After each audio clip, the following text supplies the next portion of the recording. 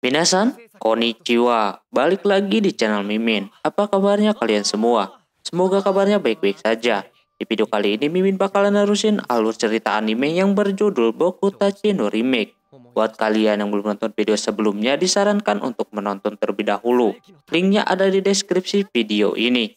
Oke, tanpa berlama-lama lagi langsung saja video intinya. Audio Jungle. Film dilanjutkan, si Hashiba masih mempunyai banyak banget PR dalam pembuatan gamenya. Dia teringat masa depannya yang pernah buat game tapi gagal, jadinya dia berusaha untuk merevisi semua kekurangannya. Dimulai dari si Nanako tentang pengisi suaranya, terus si Aki yang merubah beberapa adegan, dan juga skenario yang dibuat si Surayuki itu dirubah. Awalnya dia kagak mau menggantinya karena kalau diganti berarti Surayuki kagak kebagian tempat. Secara tulisannya udah diganti, tapi si Hashiba memberitahu kalau peran si Surayuki masih penting buatnya. Jadi karena ini untuk dirinya sendiri, akhirnya dia mau merevisi. Besoknya Hashiba ada jadwal untuk keperekaman suara, tapi di situ nampak Nanako udah gugup duluan. Setelah sampai sana malah sebaliknya, dia ketagihan untuk mencoba kembali beberapa kali. Hingga akhirnya mereka pulang. Tak lama si Aki menghubungi si Hashiba. Dia disuruh pulang. Pas nyampe sana Aki mau menunjukkan sesuatu. Bahwasannya dia menambahkan satu adegan, dimana dia cuma nambahin gambar tangan aja di sana. Sebenarnya ini bagus, cuma si Hashiba tetap teguh sama pendiriannya untuk menuruti apa yang telah dia susun. Alhasil si Aki cuma bisa nurut. Besoknya si Hashiba dan Kawasegawa ke klub seni rupa untuk meminjam komputer. Di sana si Kawasegawa langsung jago pakai Premiere Pro, padahal baru belajar. Ini bisa jadi modal buat masa depannya nanti. Singkat cerita, waktu pembuatan gamenya tinggal 8 jam lagi sebelum nanti dikirim. Di sana ada si Kawasegawa dan Keiko juga yang ngebantuin. Nah, inilah detik-detik dimana gamenya terjadi banyak masalah. Ada yang crash lah, terus ngebug dan lain-lain. Dari hasil itu mereka harus menguji dari awal lagi, tapi untungnya masih keburu untuk dikumpulkan. Sedangkan teman-temannya nampak pada kecapean. Setelah beberapa hari gamenya pun sudah jadi. Kali ini tinggal tugas yang terakhir, yaitu menjual game tersebut. Hashiba pun pergi menjualnya dengan si Keiko yang memiliki nama. Hashiba masih ketakutan gamenya kagak laku. Keiko menyebutkan kalau game itu yang penting covernya aja. Pas gerbangnya dibuka itu banyak banget orang yang antusias nunggu game yang Hashiba buat. Pulangnya Hashiba dan yang lainnya berpesta atas keberhasilan membuat game. Mereka bisa tidur dengan nyenyak sekarang. Setelahnya Hashiba jalan sama si Aki. Di tengah itu si Aki menanyakan situasinya saat ini. Hashiba nampak tidak mempermasalahkan keadaannya saat ini. Lalu pulangnya si Hashiba membagi uangnya ke teman-temannya. Nampak kagak percaya mereka bisa dapat uang yang begitu banyak, tapi di sana Surayuki mau ngobrol dulu di luar. Sesampainya di sana dia ngomong kalau Surayuki itu keluar dari kuliahnya. Hashiba marah dong denger itu, secara perjuangannya itu sia-sia. Ternyata si Surayuki merasa kalau dirinya udah kagak punya apa-apa. Yang sebelumnya dia yakin kalau dia penulis hebat, tapi ketika bertemu dengan Hashiba seketika semuanya hilang. Dia sadar kalau dia sekarang kagak ada apa-apanya lagi dibanding si Hashiba. Padahal kalau jadi terkenal Surayuki udah nyiapin nama penanya, yaitu Kawagoe Koichi. Yang mana di masa depan itu nama pena milik si Surayuki. Yang kini malah yang mendapatkan nama itu justru si Hashiba. Dia secara tidak sadar sudah merubah masa depan. Dia tidak mengerti kenapa semuanya bisa seperti itu. Tak lama datang si Keiko. Ternyata dia pemegang kendali si Hashiba yang bisa membuatnya ke masa lalu. Terus Hashiba dibawa ke masa depan untuk melihat kalau kejadian sekarang terjadi di masa lalunya. Tak lama dia terbangun, tiba-tiba aja ada anak kecil yang memanggilnya ayah. Lantas dia kagak tahu itu anak siapa.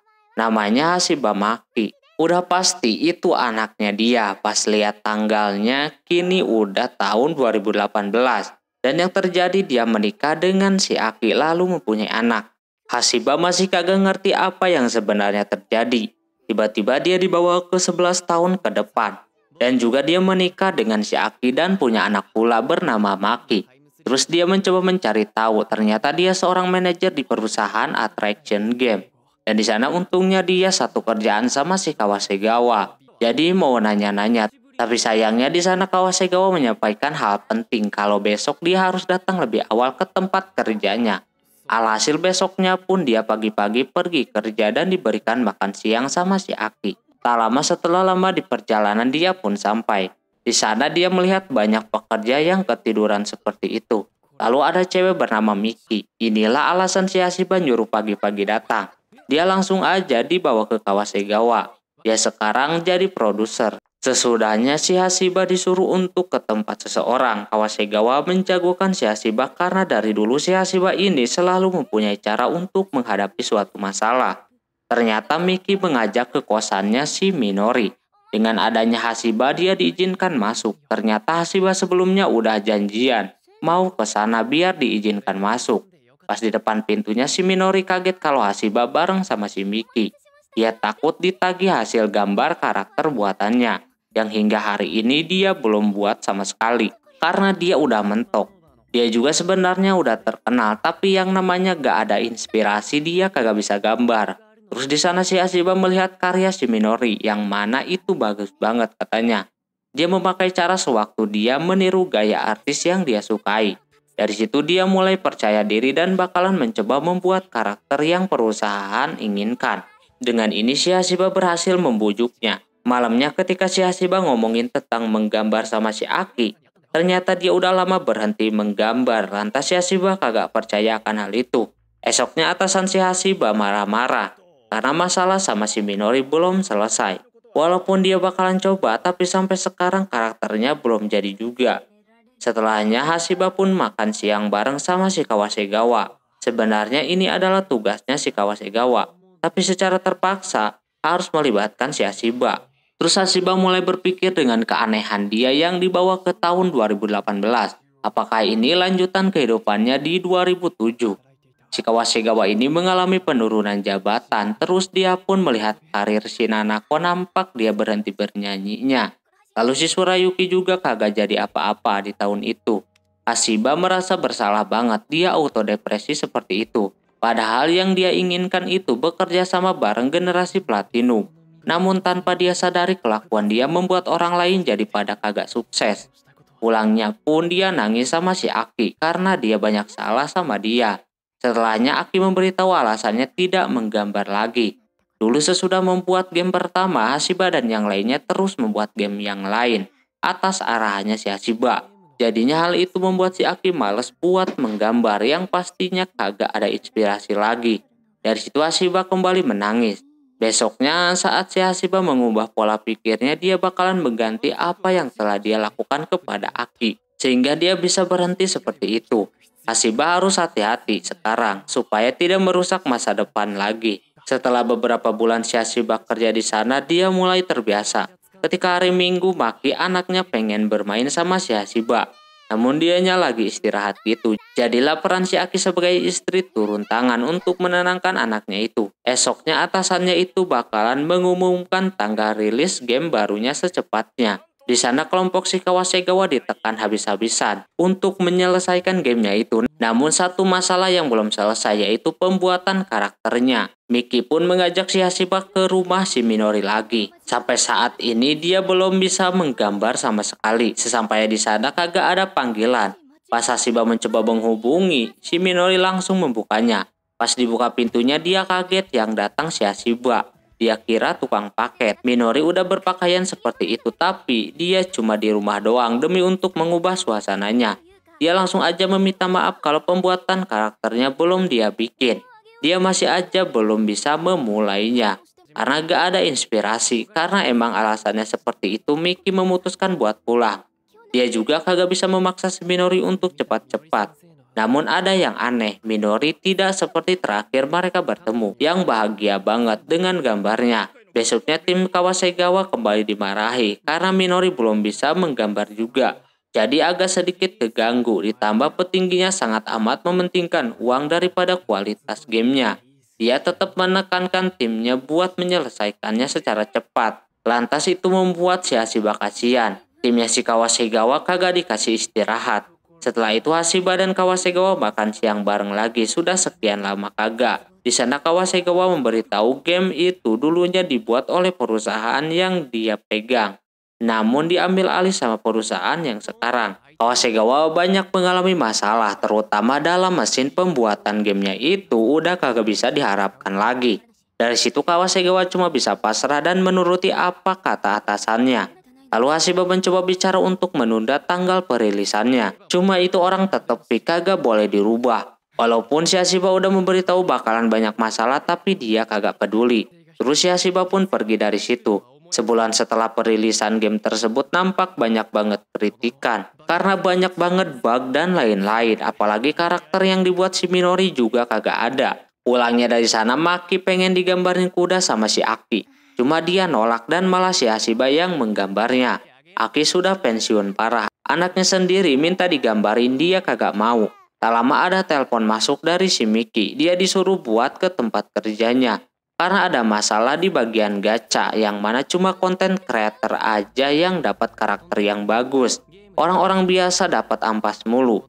Nampak di sana Kawasegawa kembali dimarahi sama atasannya untuk cepat-cepat memperbaikinya. Ini udah parah banget, atasannya si Hashiba yang tadinya mau nolongin kagak jadi. Karena dia sadar kalau takut nanti mengubah segalanya. Jadi dia mending duduk aja. Pas dilihat-lihat di internet, si Nanako secara tiba-tiba membuat video lagi. Kalau dia bakalan menyanyi lagi. Nanako keinget ketika dia disuruh bernyanyi serius sama si Hashiba. Hal itulah yang membuatnya gak bakalan nyerah untuk meneruskan bernyanyi. Hashiba mulai sadar kalau semuanya bukan salahnya dia. Yang udah mengubah masa depan. Dia pun ada baiknya juga.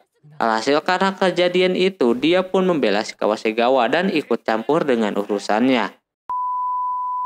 Karena dia diizinkan untuk memimpin, dia langsung aja mengubah mesin yang ada di game itu dengan mesin milik kelompoknya.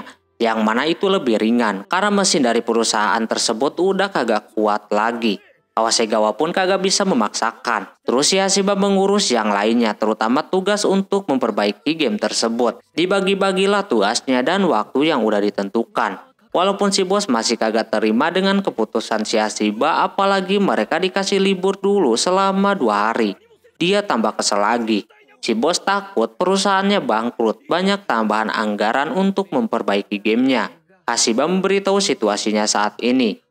Dan juga jangan sampai kejadian seperti developer lain terjadi di perusahaan ini. Karena bakalan lebih rugi, apalagi ini si bos pengen digas terus dan cepat-cepat selesai. Alhasil si bos pun menerima masukan dari si Hashiba. Semua pekerja udah merasa nyaman, terutama si Kawasegawa, dia bisa pulang hari ini. Setelahnya Hashiba ke ruangan si bos. Si bos beranggapan kalau si Hashiba udah tahu kalau bosnya bakalan nyerah dengan omongannya. Cuma si Hashiba sendiri kagak tahu bisa jadi seperti ini. Satu hal yang akan dia tunjukkan kali ini adalah dia bakalan membujuk si Minori supaya bisa cepat menggambar. Si Hashiba pun ke apartemennya lagi. Di sana mereka berdua ngobrol-ngobrol. Hashiba mengajak si Minori untuk kembali ke titik di mana dia belajar menggambar dan meniru gambar artis idolanya. Walaupun sekarang emang udah pensiun menggambar, kemungkinan yang dia idolakan itu adalah si Aki. Terus si Hashiba memberikan contoh model game yang dia buat. Yang mana itu model buatan si Aki semuanya. Lantas dia senang dengan hal itu. Inilah yang membuat dia dari dulu semangat ya, karena dulu dia pernah membeli game tersebut. Sejak saat itu dia bakalan ready dalam 1 minggu ini untuk membuat satu karakter. Setelah beberapa minggu akhirnya karakternya pun udah dirilis. Banyak orang yang suka, ditambah lagi gamenya kini makin stabil. Ketika si Hashiba mau makan siang sama si Kawasegawa, di sana dia kagak masuk.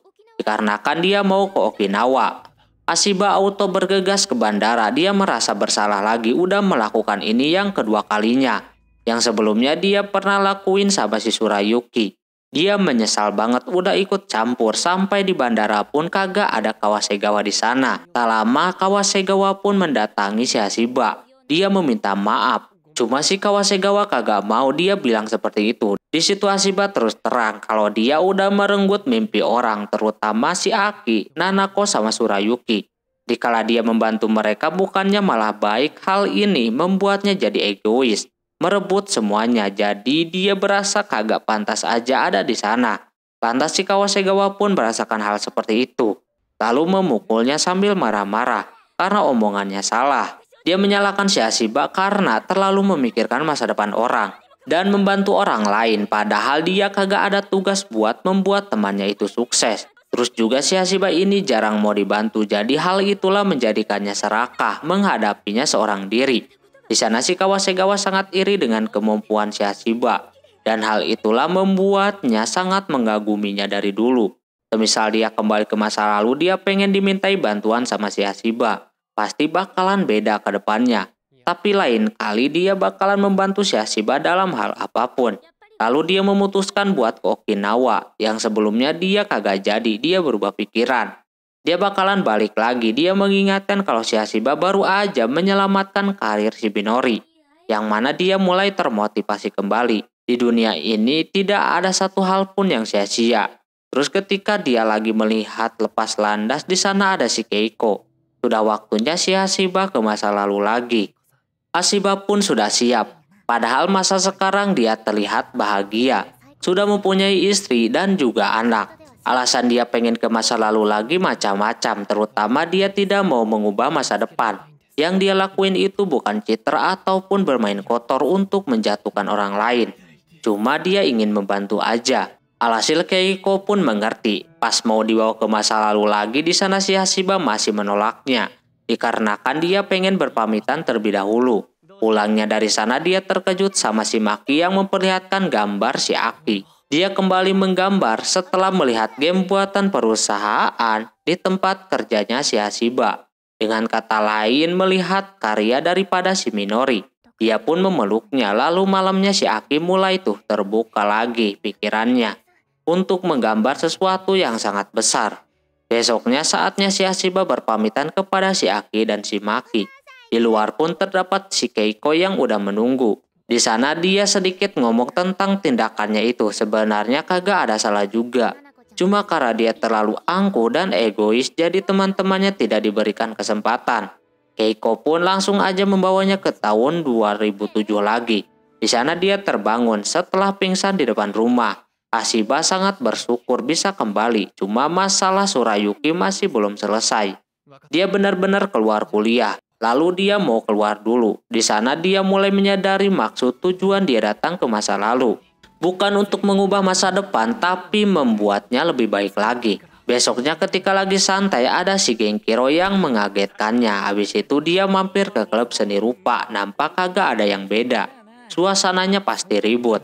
Terus dia pun ke si Kano dulu ngobrol tentang si Surayuki. Sebenarnya uang kuliah dia udah lunas semuanya. Cuma kagak tahu dah dia keluar karena apaan. Makanya dia nanya alasan lain kenapa si Surayuki keluar. Si Hashiba enggak memberi tahunya. Kalau Surayuki itu benar Kawagoe Kyoichi, pasti bakalan bertemu lagi. Besoknya pas sudah selesai kelas, si Nanako meminta saran kepada si Hashiba. Dia mempunyai tawaran untuk mengisi suara di game orang. Tapi dia belum bisa menentukannya. Nah dari situ kini si Hashiba kagak langsung membantunya. Hashiba menyuruhnya melakukannya sendirian. Lantas si Nanako marah-marah. Pulangnya si Aki malah lebih malas lagi untuk menggambar sesuatu. Karena mungkin salah si Hashiba yang udah mengatur-ngatur gambarnya terus.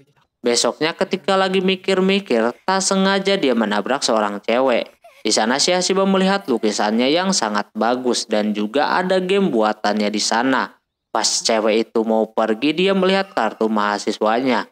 Ternyata itu si Minori, nampak dia buru-buru mau masuk kelas. Dari dulu emang udah ceroboh si Minori ini. Saatnya si Hashiba memulai remake-nya. Satu persatu mulai hidup secara masing-masing lagi, terutama si Aki mulai menggambar lagi. Besoknya dia pun menemui si Surayuki yang kebetulan keluar dari sebuah teater gitu. Lalu animenya selesai. Gantung terus dah. Oke, mungkin segitu untuk anime ini. Mohon maaf bila ada kesalahan dalam penyebutan nama, tempat, atau yang lainnya. Dan sampai jumpa di anime selanjutnya. Yamatane, bye-bye.